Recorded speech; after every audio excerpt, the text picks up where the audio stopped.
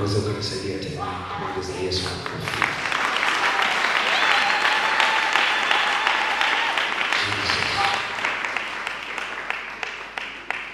Nisaidie kumshika leo kushoto na kulia, mwambie Mungu akubariki.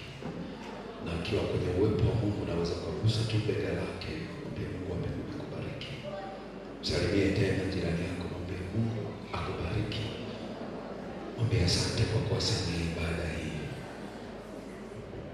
Alafu mwambie maneno haya, ibada hii siondoke kwenye maisha yako. Unaweza kunisaidia kumwongelesha tena, mwambie ibada hii siondoke kwenye maisha yako. Pigia tena Bwana Yesu makofi.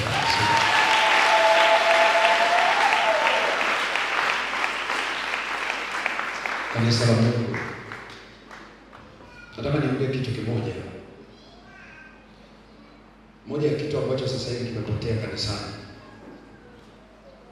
ni ibada.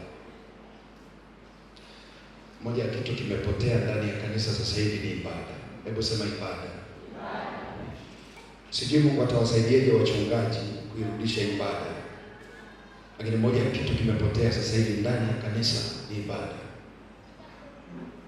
Kuna tofauti ya kuja kanisani kusali na kuja kanisani kumwabudu Mungu.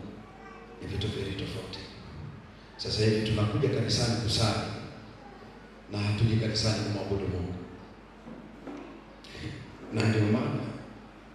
Na ndio maana utaona tulipokuwa tunaabudu kuna watu walikuwa wanatushangaa. Kwa sababu nini? Kwa sababu wanaona ni kitu kigeni, sio kitu chao. Na kilichoniumiza zaidi, mpaka madhabahuni walikuwa wanashangaa. Si wote, lakini baadhi mpaka madhabahuni huwaoni wakiwa kwenye hiyo network na hiyo flow. Kuna mahali kanisa linamhitaji Mungu kuliko kawaida. Mimi naomba mnisamehe, moja ya ugonjwa nilionao ni kukusaidia. Sijapewa unafiki. Siwezi kukuambia umevaa shati nyeusi wakati nakuwa nimevaa nyeupe. Tukitaka kupona, tukitaka kukutana na Mungu, tutoke kwenye ibada za mazoea. Tutoke kwenye ibada za liturujia. Kanisa la Mungu, nisikilizeni. Mimi ni ndugu yenu hata mkinikasirikia. Na nitarudi tena Kigoma.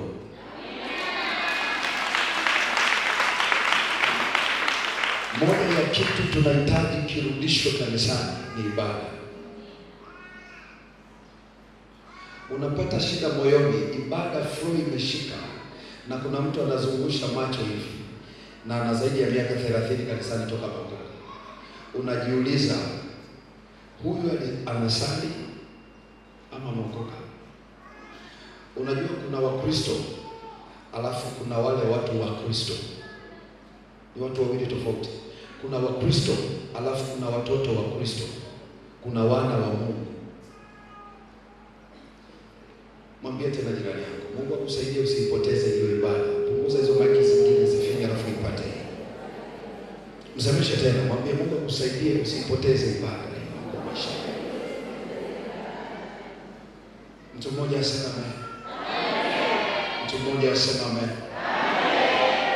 Niliwaambia toka juzi, huenda naleta kitu kipya kwenye masikio yenu, lakini niliwaambia toka juzi, soma Biblia toka mwanzo mpaka Ufunuo. Hakuna mahali kuna kikundi kinaitwa kwaya. Sasa msininunie, hata kanisani kwetu tuna kwaya 3. Ila soma mwanzo mpaka Ufunuo, hakuna mahali kuna timu inaitwa kwaya. Haipo. Nikitoka hapa, kama unayo kwenye andiko lolote, nikitoka hapa kabla sijarudi kwenye gari, naomba uniletee hilo andiko. Ila ukisoma mwanzo mpaka Ufunuo, utaona kuna kundi linaitwa wana wa Asaf, ambao ni praise and worship, timu ya kusifu na kuabudu. Kazi ya hii timu ilikuwa ni kuwaongoza watu nyuani mwa Bwana, ni kuwaongoza watu patakatifu, patakatifu. Ndio ilikuwa kazi ya hii timu. Na ndio maana angalia vita zote za kwenye Biblia, utaona Paulo na Sila wakiwa gerezani waliomba na wakaimba. Mtu mmoja asema amen. Na vifungo vikaondoka na milango ya gereza ikafunguka. Ile haikuwa kwaya, ilikuwa ni ibada ya Paulo na Sila ndani na Mungu wao. Ni wachache wananielewa, ndio maana amen ni ya wachache. Mtu mmoja asema amen. Mtu mmoja asema amen. Kwetu huwa tunasema kwaya ni kama pambo, ua lile tunaliweka, wamama wanajua, pale sebuleni kwenye ile meza yako unaweka, kuna ua unaweka pale juu ili kuvutia watu waone sebule ina mvuto. Kwaya inafananishwa na pambo la kanisa. Mtu mmoja asema amen. Lakini praise and worship ni moyo wa kanisa, ni vitu viwili tofauti. Kuna choko, sio kwamba kwaya azitambulikane na Mungu. Msinitafsiri vibaya. Ninachosema hayo maneno yatakufuta wewe. Msemeshe tena, mwambie usipoyafuta hayo maneno, yenyewe hayo maneno yatakufuta wewe. Na mimi jioni ya leo nataka niseme kwa jina la Yesu, kila maneno yaliyotamkwa juu yako na kila hukumu zilizotamkwa juu yako, wangapi wako tayari zikafutwe katika jina la Yesu Kristo aliye hai? Wanasema amina. Kila matamko na kila maneno na kila hukumu waliotamka juu ya maisha yako, ninapiga kelele kwa jina la Yesu, nikuondoe kila hukumu. Sema amina kwa jina la Yesu aliye hai. Haleluya. Kuna aina ya maisha unayo ni kwa sababu ya hukumu zilizotamkwa juu yako. Kuna maneno yakitamkwa juu yako, kuna umbali hauwezi kwenda. Kuna maneno yakitamkwa juu yako, kuna hatua hautaenda.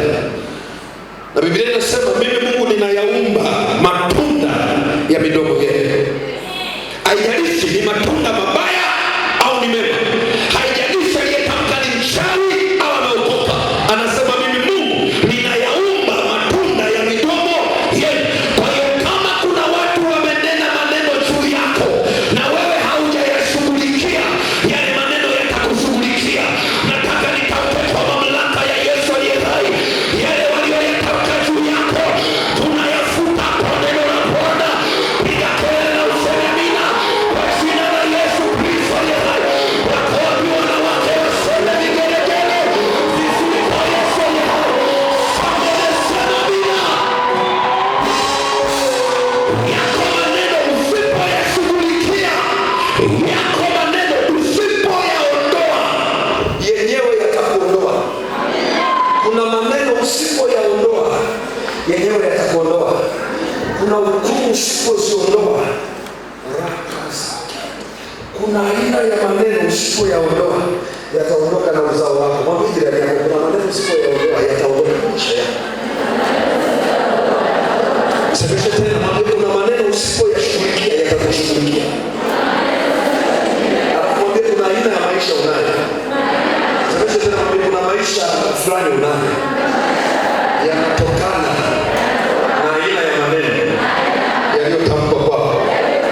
Mtu mmoja asema amen. Mtu mmoja asema amen. Wale mnaosoma Biblia mnajua kitabu cha Warumi 8 mstari wa kwanza inasema, sasa basi hakuna hukumu juu ya hao walio katika Kristo. Mtu mmoja asema amen. Anasema sasa basi hakuna hukumu juu ya hao walio katika Kristo. Anasema sasa basi hakuna hukumu. Maana yake hukumu ni mashtaka, na mashtaka ambayo umehukumiwa bila kujua kosa lako, ile umehukumiwa na unatakiwa kwenda kizimbani.